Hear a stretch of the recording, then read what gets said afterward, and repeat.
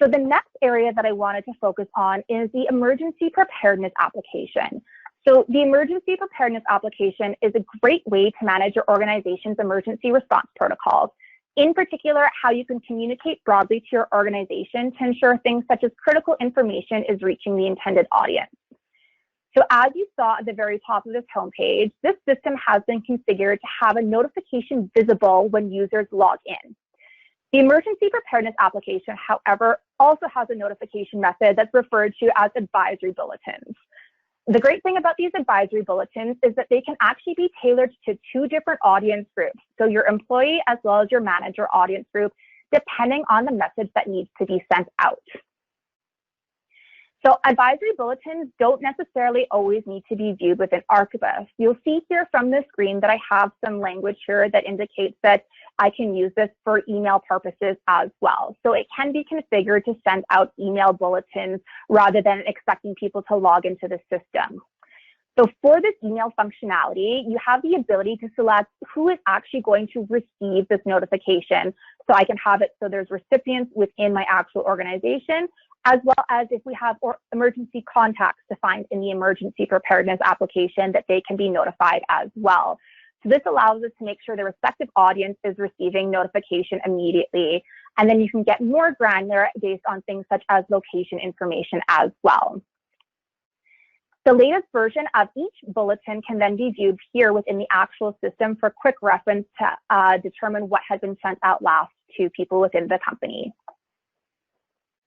So while we can track, while we have seen how we can track incidents of reported COVID-19 symptoms at that floor plan level, when I looked at something such as the incident map, it's also important that we be mindful that providing access at a broad level to that type of information could potentially infringe on the privacy of personal health information.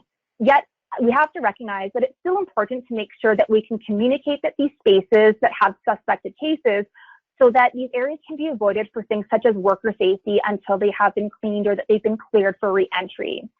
That's where we can utilize in the emergency preparedness application what's referred to as the update room status. So we can leverage this area as a means of communicating if a given area is going to be unfit for use. So by simply selecting, so if I go and pull up this building and then I pull up the respective floor plan, as you can see here, I have a variety of rooms that have already been denoted and highlighted in orange that they're unfit for use, but they'll be recoverable. So I can go and I can make changes within this area simply by selecting additional spaces that need to have a recovery status updated, and then simply going and clicking on set recovery status and setting it to something such as unfit, or alternatively, if an area has been cleaned, marking it as that it is back to fit for use.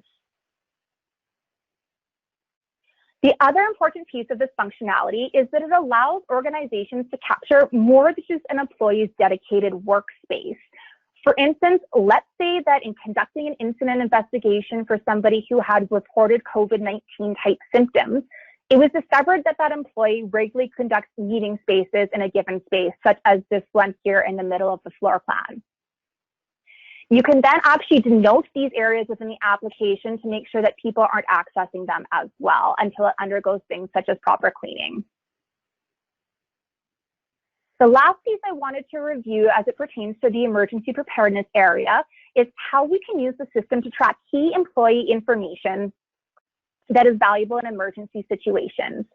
So within the defined employee emergency information, organizations can capture things such as an employee's emergency contact. So if I go and pull up Joan here from the list, you can go and capture things such as somebody's emergency contact. So what that emergency contact phone number is, their name, and how they have a relationship to that employee.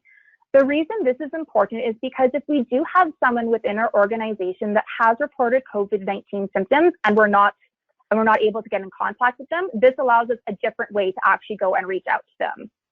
The other aspect within here is you have the ability to denote what's referred to as a contingency facility.